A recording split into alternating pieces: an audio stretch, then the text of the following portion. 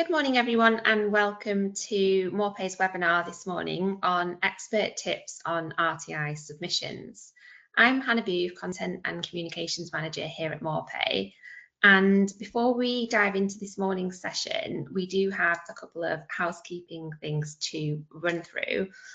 So, in terms of the agenda for this morning, Sybil will start off by discussing the importance of collaboration between HR and payroll. She'll then take you through the data quality, including some common issues and solutions. Sybil will also show you some examples of HMRC data issues from PAYE employer returns. Plus, she has some fun facts on the top dates of birth that were incorrectly reported to HMRC on the FPS. Sybil will then summarise common errors to avoid on a new starter checklist, and finally she will walk you through RTI data guide. And as usual, at the end of the presentation we will have a Q&A session. So in terms of how to ask a question, you may have noticed that your microphone is on mute, but we do want to hear from you, so please drop your questions into the panel shown here, and we'll do our best to answer as many of them as we can at the end of the main presentation. And you can also familiarise yourself with the audio settings as displayed here.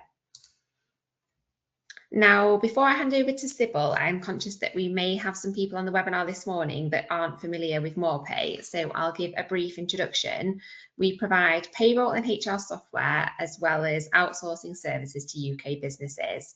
We've been around since 1966 and have all the accreditations you'd expect.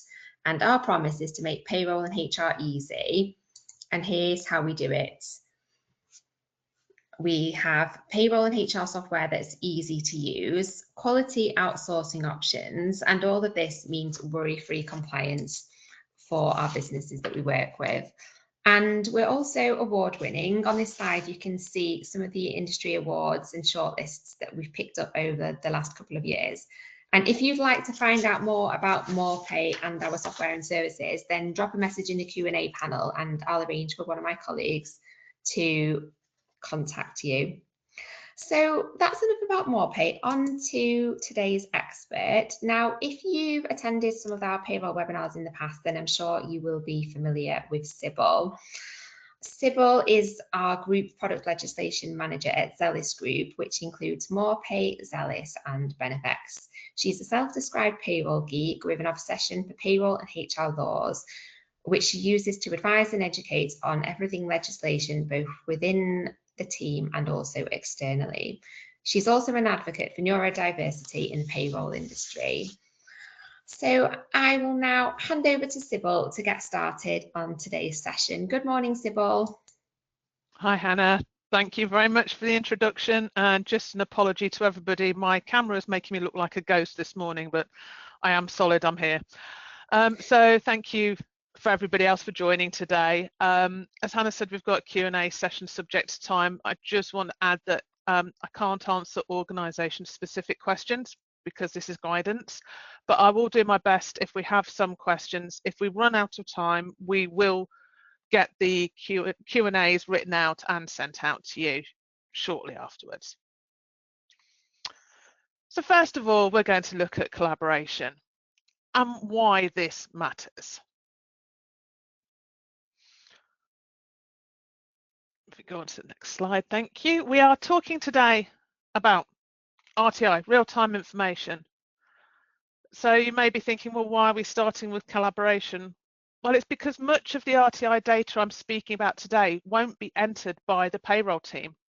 It will feed through from the HR side to the payroll side, yet it's payroll that then has to deal with the fallout of incorrect data that either causes the employee HMRC record to be incorrect or even duplicated. And then that can have a knock on to the tax codes, their universal credit claims. Many HR professionals do not understand the implications of using dummy data or leaving system default data within it. So it's imperative for early collaboration between the teams. We have given some examples of the collaborations on this slide, and there is no one more important team or person than another. So what you could use is use this as part of a conversation, opening up better collaboration, especially if you sit separately from HR to payroll, may not even be in the same building or the same country. But it is really, really important to get it right. So let's move swiftly over. We're going to data quality now. When you submit your FPS and you have a new starter on there, HMRC will use up to 5 employee data areas to identify the employee and create a record within your employment. The above order, or the order I should say on this slide, is not the specific order that HMRC use because we cannot pass that over. But it is imperative that you get this information correct when you submit your very first FPS. You'll notice that 4 of these have got an asterisk, and this denotes that these are compulsory fields. Your FPS will fail without them. But what you must not do is make data up just to get the FPS through. The only item that isn't asterisked is national insurance number, and this is because you've got to leave it blank if you do not know it.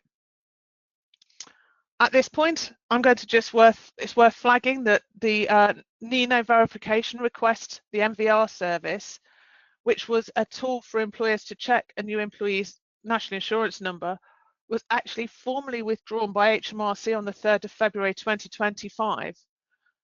The withdrawal was announced in a quiet update, and that was just to their PAYE 55030 guidance document.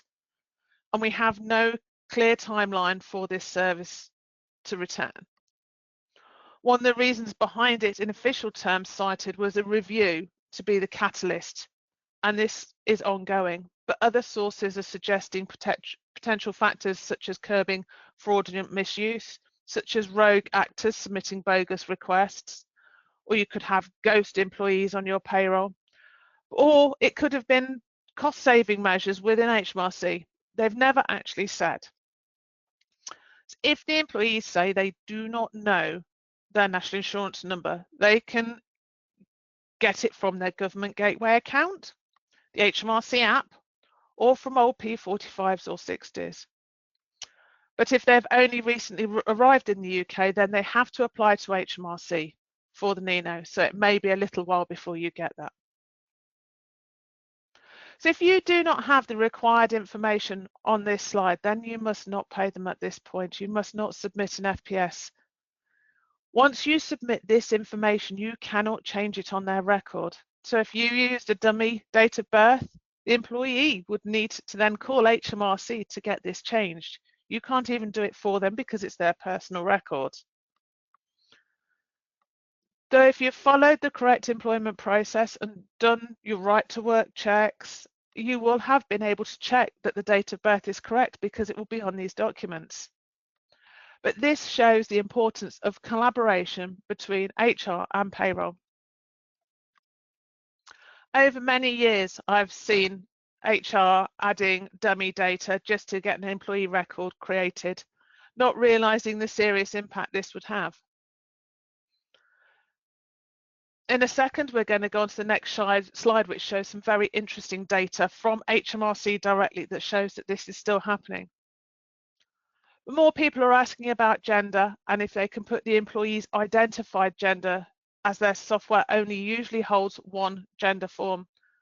But this is still no, and this is due to retirement ages and national insurance.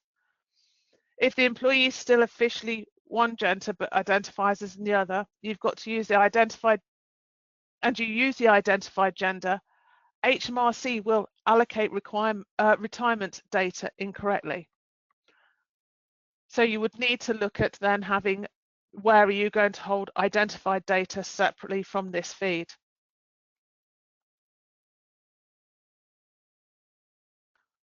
So we're going to look next at getting it right.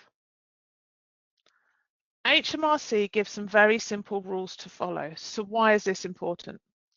On this slide, HMRC have listed the data item, what matters, and how you must get it right. Don't worry about getting all these noted today. These slides will be sent out afterwards and you'll be able to scroll down to see the third row. But wrong information causes issues for employees. It can cause duplicate employment records, can affect pension payments, universal credit payments, and they can end up with the wrong tax codes, over or underpaying tax. But it also decreases employee satisfaction and motivation. It'd be demoralising and not very good for employee retention. For employers, the more employee queries they get, the more time it takes to rectify.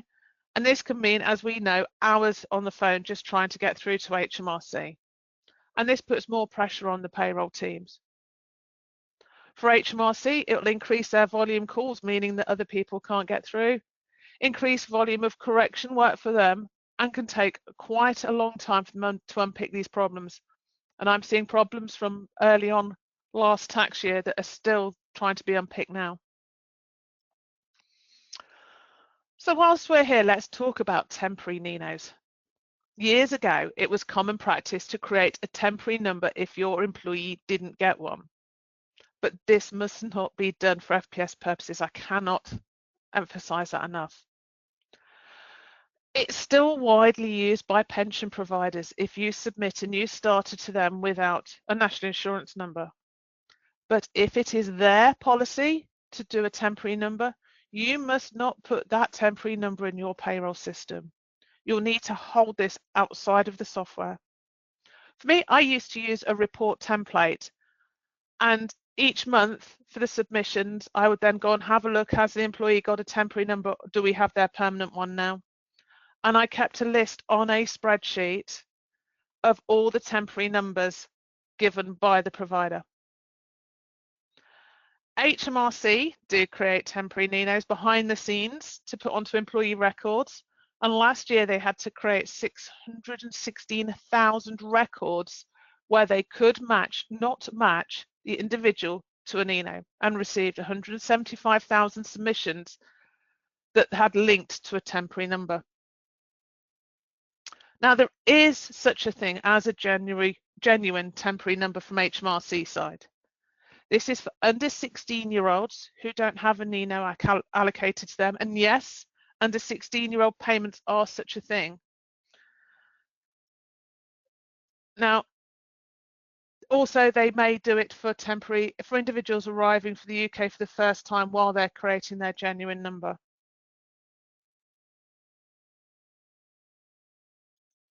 There is non-genuine temporary NINOs for those aged over 16, and the date of birth has been the payment date.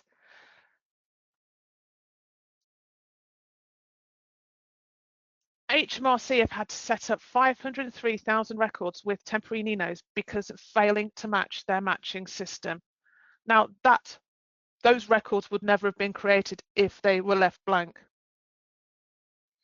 You'll see on this slide we have the data item of national insurance number, name, and if Hannah can scroll down, I can't remember what the last one was, the date of birth, and then what you should put in and how to get it correct.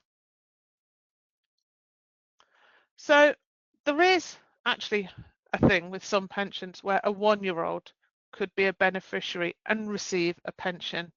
It's extremely rare, and it will become even more rare now the DB schemes aren't existing anymore. On here we've got names. So why is the name important? This is an important match. HMRC will go first of all to the surname, then to the first forename, and then to the second forename.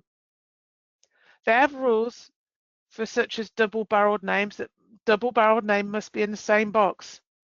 Do not use initials or abbreviations. So an example, Christine Abel-Smith. The surname would have Abel Smith, and Christine would be in the forename. Not Chris in the forename, not Abel in the second forename, and Smith in the surname. If you are unsure, do check how it's written in official documentation, such as their passport, birth certificate, or if they've come from outside of the UK, have a look at their national insurance application form.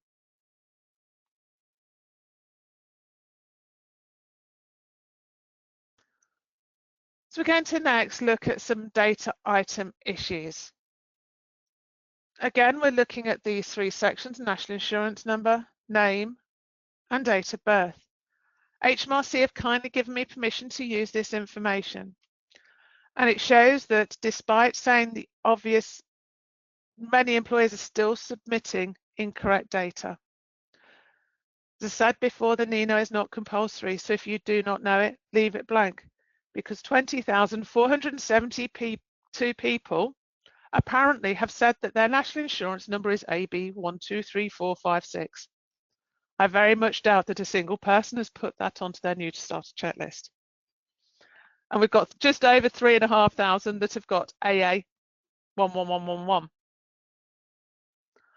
What we don't have is the count of where employers have used TN followed by their date of birth and then M or F.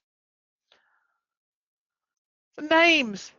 In the world of global mobility, you may have employees from countries that do not support forenames and surnames as we do. If that is the case, you can ask the employee to show you their national insurance record from HMRC on the app or their application form. This would show you how they have given this information to HMRC when applying for their number. Some of these names you may think are strange, but it looks to me like test data has been accidentally sent to HMRC, or maybe a basic record was set up and then it was not corrected in the HR side of the system before it went over to payroll, which shows why you should never ever set up a personnel record without having correct information. According to this slide, just under 8,500 people have changed their surname to X or a series of X's. 1,218 people have the word known as their official surname. Now, could you imagine actually being given a formal surname of HMRC? Dates of birth. So many of dates of birth seem to be start dates or system default dates. Again, if your software needs this to move forwards in the record, you should not start the creation without this. As I've said before, when you're doing your right to work check, you will be seeing the document that contains this information, such as their passport or birth certificate. So there really is no excuse to get this wrong. You may need to configure your software to have no date of birth as a default. Many years ago, there used to be a default within it. So according to last year's record, 12,284 people worked or had a pension under 1 year old. As I said, 1 year old, it is a thing, but there could be a few. There certainly is nowhere near 12,000. And even more surprising from HMRC's data, we have just under 61,000 workers in the workforce over 100 years old. Again, we may still have some, but it's going to be a minority, not 60,000.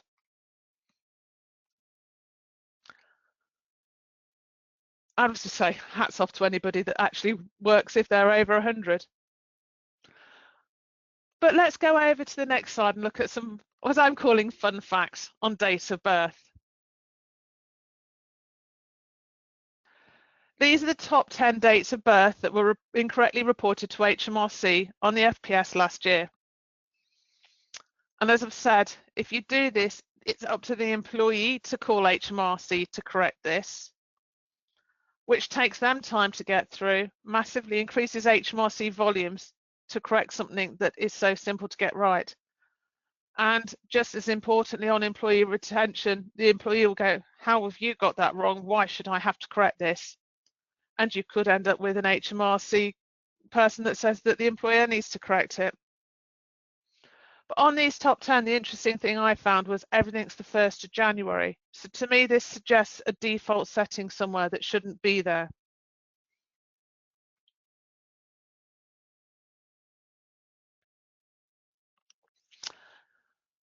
So now let's move over to the new starter checklist, because that's where a lot of this information comes from.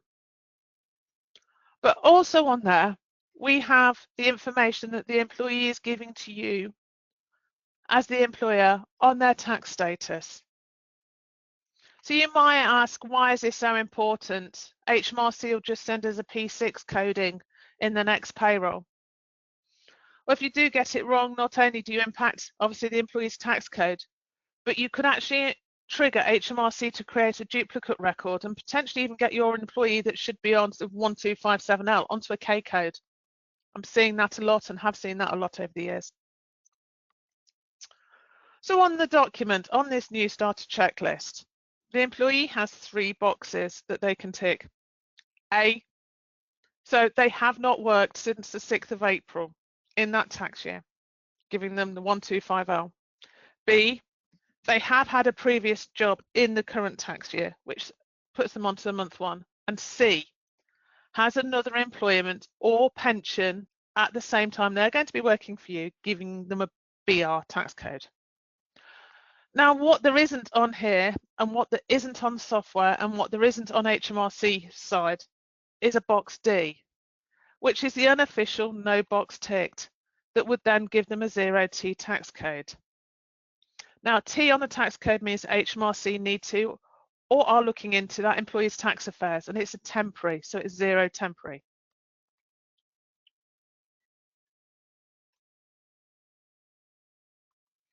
On this slide, you'll see that the first example, the FPS, has a box T ticked, but they'd not changed the tax code to BR. They'd actually put it at 0T. And this may be because the company set up the software with a default to 0T, or maybe the software will not allow the FPS submission with no box ticks, so that they then use this as default. But in essence, C must never be used unless the employee has ticked it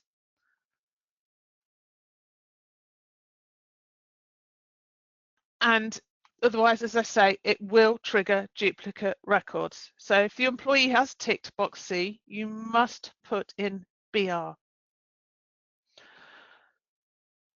But saying this, in my years in payroll and HR, I regularly saw employees I knew who only had one job at the time of starting with us, and this actually happened with people within my team who had ticked box C because they did not understand it. They did not understand that you're asking within your employment, not at the point they fill it in while they're serving notice in their previous employment. They just took it at the point of completing that form. So if you've seen this in your business, you may wish to think about doing, say, a company document just to explain these boxes to stop this confusion. But do remember though, you cannot change this form on the employee's behalf. They must submit a new correct one to yourselves. You won't know their private tax affairs, and it is a signed declaration from the employee after all. The next box on this slide, 0 pay submissions. This would mainly be potentially from 0-hour or timesheet workers, so they don't have a fixed salary. You may have added them to your payroll, but they haven't actually started work yet, or they may have started, but you pay in arrears. HMRC received over 780,000 nil pay submissions last year. And if one of these workers are on universal credit, by doing this, you can affect their payments, which may mean that they are either under or overpaid in year C. So if your software doesn't have a setting that stops 0 pay submissions for new starters, you must make sure that you've got processes in place so they don't get put on until you've received timesheet or pay requests. And finally, incorrect tax codes from new starter forms. Over 500,000 submissions were made where the rules were not followed. Statement A must always be their first job of the tax year. And HMRC have not sent a P6. And as I said before, C must always be BR, which means they have other forms of income. Although BR and 0T give tax-free allowance and the calculation will be the same, they are different things. So you may be asking what you should do if an employee gives you a P45 in the current tax year and has ticked box A. Well, it's a simple thing. It's from the current tax year. They cannot tick box A or box C and have a P45 with a tax code in it.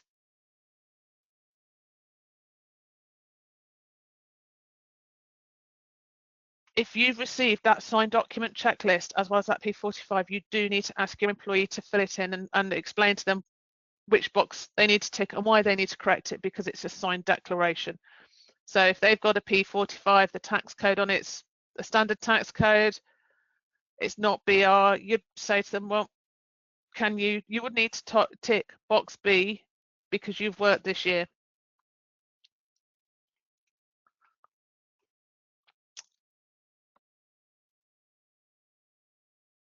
Every year, HMRC issue a data guide that has all the RTI data lines in and some very useful appendix at the end.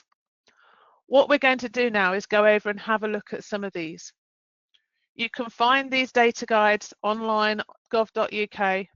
Use your search engine to look for RTI Get Data Guide, look for the tax year, and then go and find the guide within that. Because the guide's so big, we're not going to go through it from start to end, but what it's got in it is each data item and what that should be. And it's something that you can check when you're creating a pay element that it feeds through correctly. Box 60, say 149, are the benefits in kind payments and the year-to-date figures.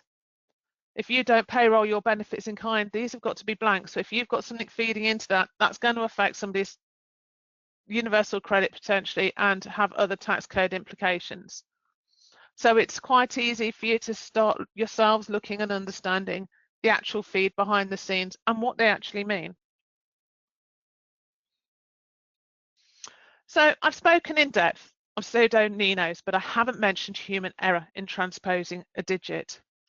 But they are still going to have the same impact. For the employee, a new PAYE account may be created under a temporary reference number from HMRC's side if no match can be made. Their personal tax accounts won't necessarily reflect correct position of the tax.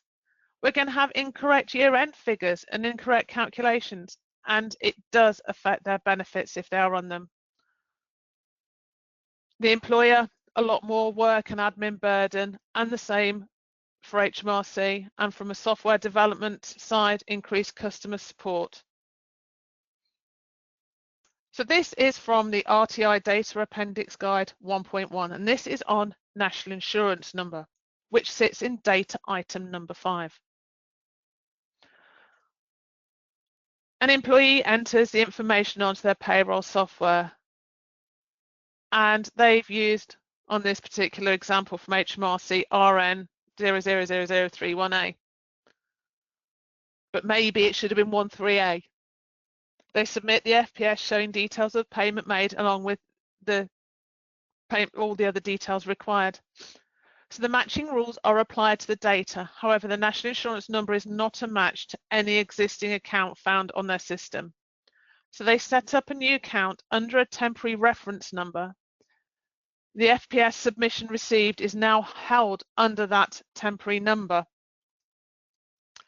Before the next payment date is due, the employee provides the correct national insurance number. The employer updates this onto their software. The next FPS submitted now shows the corrected national insurance number. HMRC applies the matching rules to follow this following FPS. So this may mean that now, although they've got the correct NINO, HMRC will continue to match the FPS to the temporary reference account created as a result of the first FPS, or they may attach it to the correct account, but the first one still isn't. At the end of the tax year, the employee will have RTI data of current employers held under the temporary reference number, while previous employer records are held under their correct number. So this causes a lot of issues for HMRC and the employee when the tax year is reconciled. We're next going to have a look at names.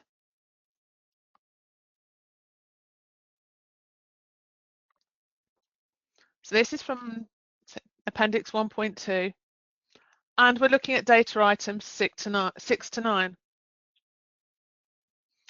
Now the potential impacts are again very much the same, so there could be duplicated PAYE accounts, year-end figures, the employers, the software developers, HMRC have all got so much more admin burden to do just because the rules weren't followed. HMRC give a worked example on this. So the employer enters the information onto their payroll software. They enter Blogs as the first name and Joseph as the last name in error. They submit an FPS showing details of the payment made along with designatory details. So the matching rules are applied to the data. However, the name is not a match to the existing account that they have found on their system. So they will set up a new account under a temporary reference number, and the FPS submission received is held under that temporary number. Before the next payment date is due, again, the employer corrects the error and updates this onto the software. The next FPS submitted now shows the first name as Joseph and last name as Blogs. HMRC applies matching rules to this from the following FPS, and it now matches. But at the end of the year, the employee will again have RTI data for the temporary and their permanents.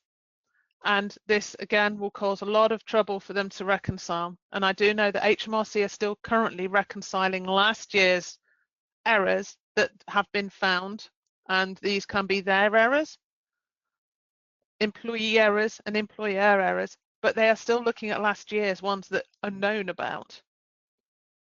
So that is still impacting this year's tax codes.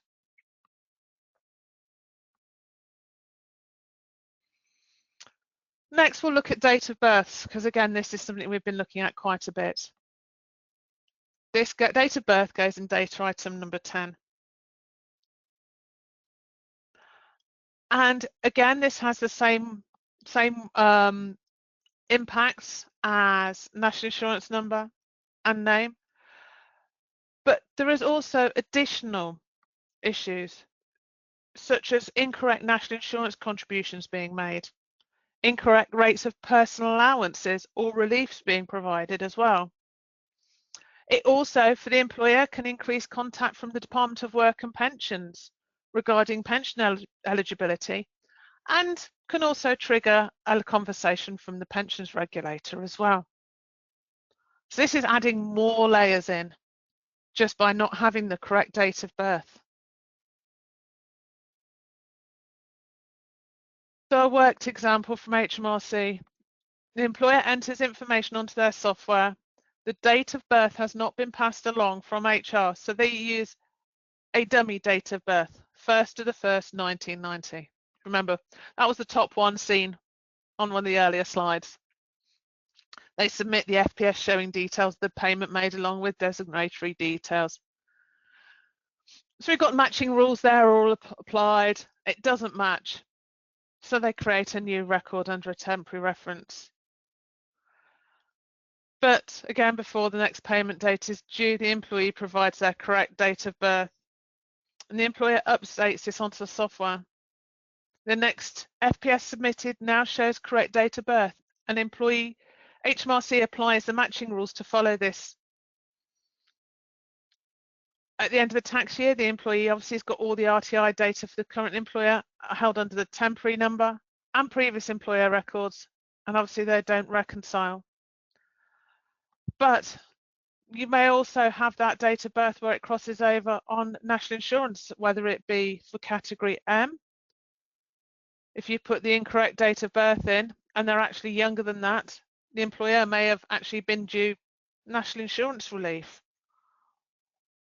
Or it could affect their pensions, thinking about how the pension age is moved from 60, 66, 67, 68. One day wrong could mean that it's creating incorrect records, which DWP then can't match up. It's then showing that they haven't got the national insurance contributions needed to be eligible for state pension at that point, when actually they have. But it's a number that's different.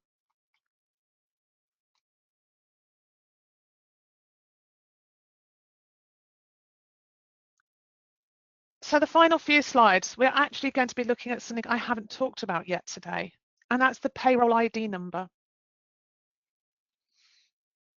Payroll ID number sits under data items 38 to 40, and these are the numbers that you use in your software.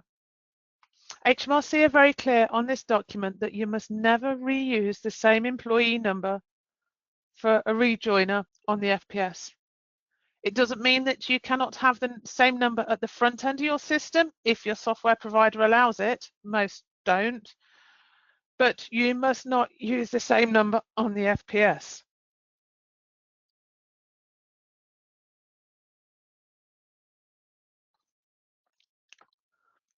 We again have similar impacts as spoken about on the first few, so duplicate employment records, year-end reconciliations,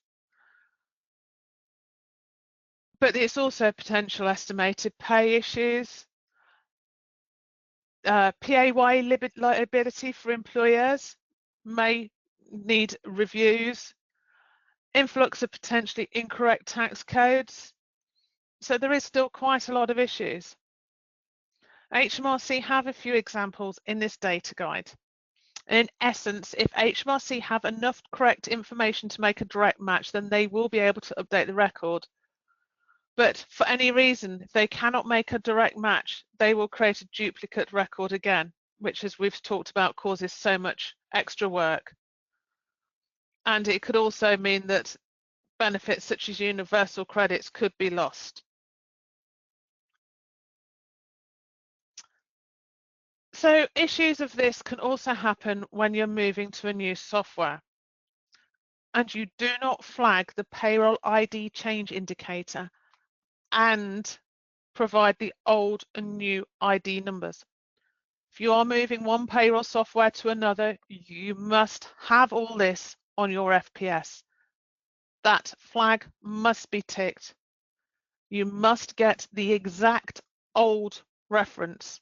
Just because their front system said 1, 2, 3, they could still have -0 or A or something else. So you need to make sure that when you're getting this information out of your old system, you get it accurately.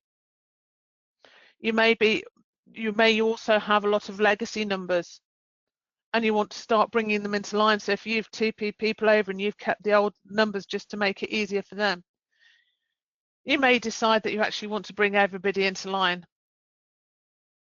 So you would need then to flag payroll ID change indicator, old and new number. Issues also regularly happen if you have an employee leaving and returning, and maybe you want to keep them on the same ID number at the front end. Or if you've got somebody that's left and a false rejoiner, whatever reason they've come back, you must make sure that the ID is different.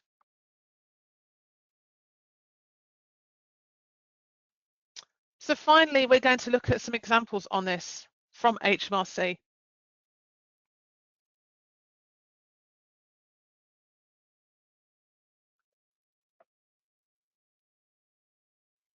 If we could go over to the next slide, please, Hannah.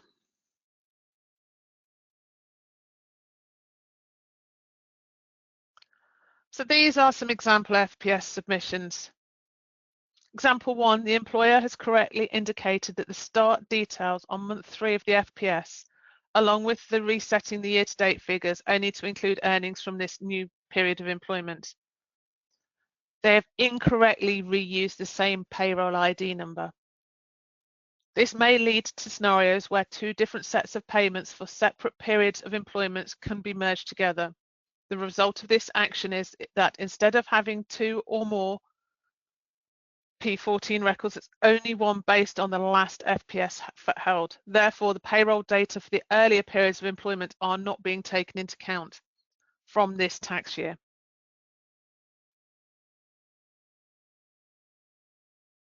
And example 2, the employer has correctly selected the payroll ID change indicator at data item 39. However, they've not included the previous payroll ID at data item 40. Further matching rules are applied, but as the month 9 pay in period plus the month 8 year-to-date figures do not match the month 9 year-to-date pay figures, the match is unsuccessful. Their matching rules identify this as separate employment and duplicate records will be created from the new payroll ID from month 9. Now, if they're on a higher salary or to be honest, they could be on a 30,000 salary. If you've got a duplicate record and then they're saying we've got 2 employments 30,000, you're pushing them into the next tax band, even though they're not actually in there. And obviously higher tax records, you can push them onto K codes and things like that. But I also did want to briefly finally mention about year-to-date figures, especially if you are changing software. It's imperative that when you change software, you load all your year-to-date figures in. You may not think that they matter, especially if the employee's got a week 1 or month tax code, but there is a bigger picture you have to be aware of. That employee may be on universal credit or a means tested benefit. You think, oh, well, we'll do it later, or it doesn't matter for now, or we can't get it out of the old software very easily. You can affect their claim. And then it takes various departments, in the Department of Work and Pensions and HMRC and your payroll team to get the employee record corrected. But it also may mean that they are out without money that they need for basic day-to-day living, or they could have been overpaid but don't have the money to repay it easily. And I have personally actually dealt with this quite a few times in the last few years, and the fallout from not having all year-to-date figures on the first FPS was massive for employee and employer.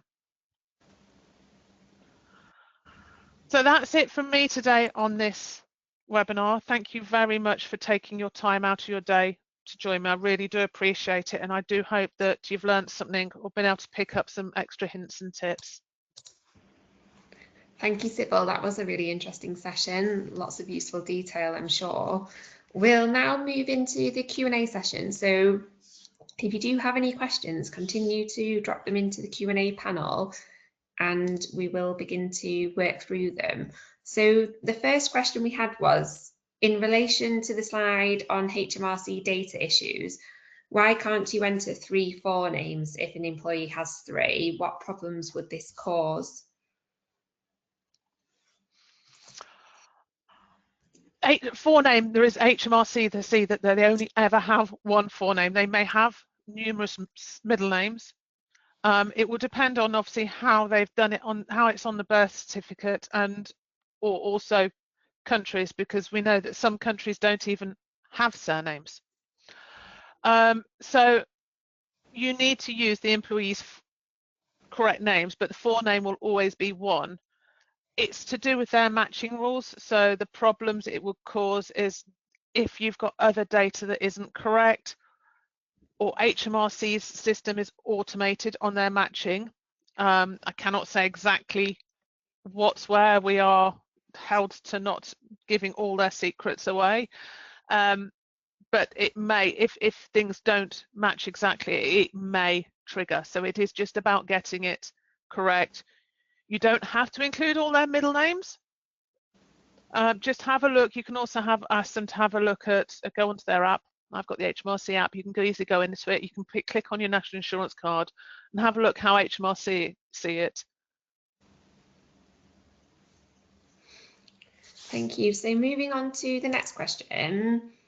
Our payroll software highlights where a forename or surname does not match the tax code notice from HMRC. What's the best course of action? Our HR were not keen for me to contact employees directly. I think that's really interesting that the software can do that. But as I said, HMRC could cause issues. So if you've got somebody that HR have put on as Chris instead of Christine, or completely different spellings, you know, they could have put Jane on with J-A-N-E and it could be a Y and what have you. HR, this is why this webinar is so important to both sides, because they need to understand the impact of correcting it, of having correct formal names in the system. You can have known as, and you can use that. You can use that when you're using it for automated letters and things like that. But I think, you know, show HMRC this, sorry, HR this. You can go and find the data guide and actually sit with them and say, right, this is what it will cause. We want to get it right going forwards. There's no easy way of having that conversation, I'm afraid. Thanks, Sybil. Right, moving on to the next question. What should you do if a leaver is incorrectly reported and then you discover they didn't actually leave? For HR purposes, we have to reinstate the original record to retain employment history, and therefore we retain the original payroll number. Yeah, so that would be a potential call to HMRC's helpline, unfortunately. So if somebody's accidentally, if you've got two people of the same name that accidentally reported one as being a leaver and they're not, you do need to contact HMRC directly, because they will be able to unpick it. If you don't and you just reinstate them, HMRC will still have that leave date on the system, and that's when it will cause these problems. They do say do call them on that particular instance if it's a mistake. Now, if it's a reinstatement for any other reason, then it's treated as a new employment and you give them the new number behind the scenes. Thanks, Sybil. For the next question, I think it might be the same, that they would need to contact HMRC, but they're saying that if John Smith's and Joan Smith's Ninos have been swapped and FPS has been submitted, resulting in pay and tax details being swapped, how do you unpick the situation? Sorry, yes, it's a phone call to HMRC, because they will have that permanently on there. So get in touch with them as soon as possible. Don't leave it to following tax years. Make sure you've corrected your systems. Now, year to dates in the current tax year will be corrected going forwards, but it's the Ninos, and that's not the easiest job. So do get in touch with the help desk straight away and say that you need extra help and support with this, and get them to help you unpick it, and obviously correct the system going forward. It does happen. Thank you, Sybil. Next question is in relation to a new starter. We had a new starter.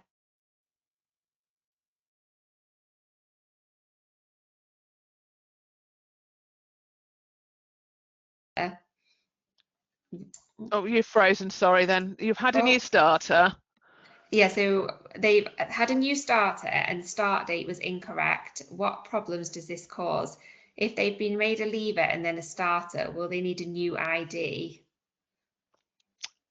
So I'm presuming this is where somebody's originally meant to be starting, I don't know, the 1st of October, but then it's been delayed until the 10th. Well, you shouldn't have submitted the FPS. Obviously, it depends whether you're weekly or monthly. It's a bit of a hard one to say exactly what to do, because can only give guidance here, as I've said before. But if your FPS has gone incorrectly with the incorrect start date, then you do need to ring HMRC. It's always, if you have incorrect start date, incorrect leave date, and the FPS has been submitted with that, it is a phone call, as the same as if you've put an accidental leave date in and they didn't leave, or they've withdrawn their leave for whatever reason. Thanks, Sybil. We've got time for just a couple more questions. So next question. What if we've entered a name incorrectly because the employee provided it differently to what HMRC holds? Then they send a P6 showing the correct name. Can we change the name to what the P6 says? I think this goes back to, again, the HR team getting it right. Yes, they might have given my name's Chris rather than Christine, but the right to work checks will give formal identification documents, and therefore they will have that full name. So it's education on both sides. Yes, get it right going forwards.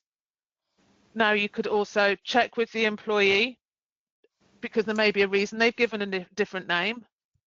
But that will be an HR conversation, this, rather than a payroll conversation. HR need to go and speak to the employee, because there could be sensitive reasons why. But the HMRC record, the payroll software record, has to be their legal names. Thanks, Sybil. So we will just move on to our last question now. So next question is, where can I learn more about the FPS and what the data items are?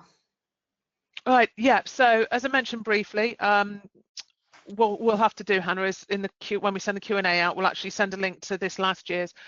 Unfortunately, they're not all one after another, so it's not just a generic link. So if you go onto Google or whatever your search engine is, if you put in RTI data item guide 24-25. It will bring you onto HMRC's page. There's quite a few bits of information there, but you can click the data item guide. It's 1.1 for last year because it did have corrections on it, and that will explain what everything is, and it will show you how it works. And then you've got these examples at the end as well. So if you do have issues where you need a bit of extra support to show HR why they're going to have to do some changing of their processes and practices, then you can use this because it's the formal document for it, and it's the document software developers have to use. Thank you, Sybil, and thank you to everybody that asked a question during our Q&A. We will now wrap the session up for today, but before we do, I've got a few items to point in your direction. So if you haven't already been onto our Knowledge Centre on the website, then I would definitely recommend that you do. You can access it from the homepage of the MorePay website, and on here we've got a wealth of guides, blogs, so you can see the webinars that are coming up to sign up for, and everything that's within the Knowledge Centre is free to download, so I would recommend you having a look there. And also, if you would like to find out more about our software and services, there will be a pop-up form when I close the webinar, and you can register your interest here if you would like to find out more. So that leads us to the end of today's webinar. We will be sending out a recording and also a copy of the slides, so you will have those to refer to. And I would finally like to thank Sybil for delivering the session this morning. It was really informative, and I hope you found it useful. We will now close the session off for today, and we hope you enjoy the rest of your day. Thank you for joining. Thank you, everyone.